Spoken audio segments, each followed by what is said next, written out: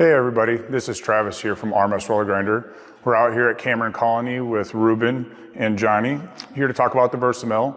Before we get started, if you guys just want to take a minute and introduce yourselves. Hey, I'm Johnny Waldner from Cameron Colony. I'm in charge in the feed mill. And I've been in charge in the feed mill for 38 years already. Ruben Waldner here, Cameron Colony. I'm the secretary treasurer and also the hog manager.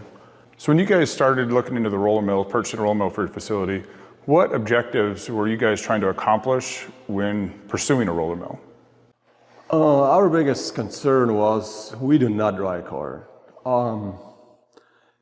And we had a roller mill at there, and it's flaked. When you don't dry your corn down to 12 to 13%, you got flakes.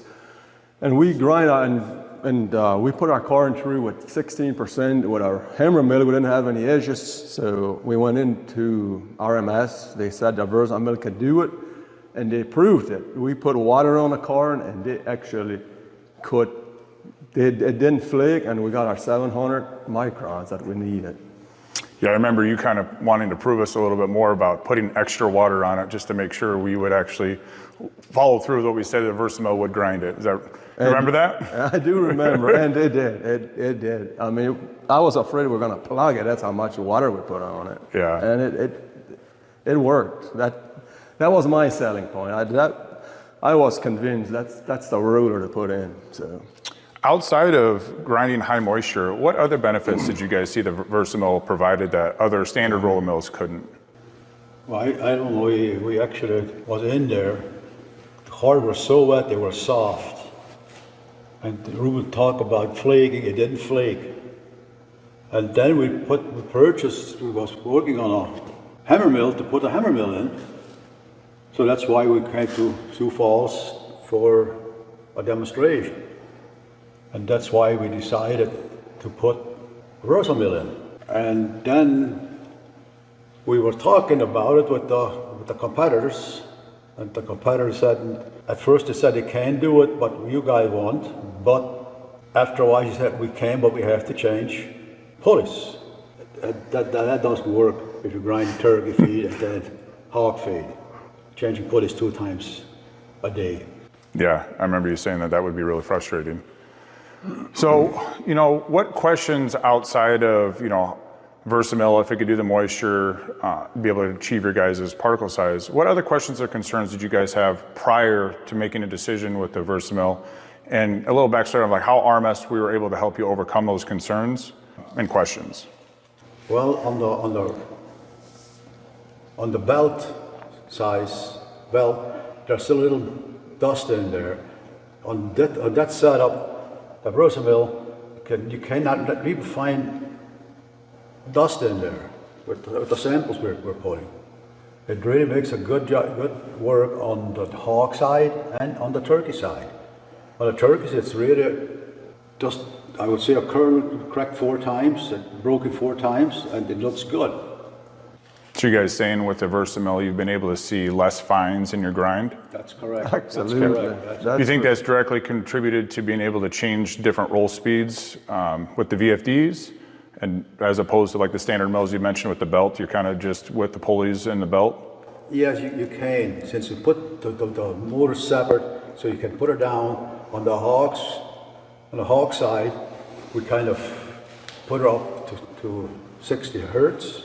And then the small down to 40, and that's supposed to be the way we see that it actually the dust stays out. Okay. It's just kind of a granule, the corn. It's just like granule. Yeah, that makes sense. I appreciate that. So when we talk about the reductions of fines and a good solid 4-piece crack, what have you guys seen for gain in feed efficiency with those changes that the VersaMill has provided?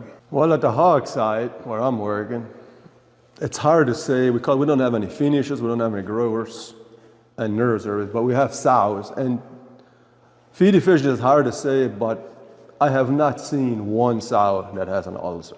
And ulcers from sows is from dust.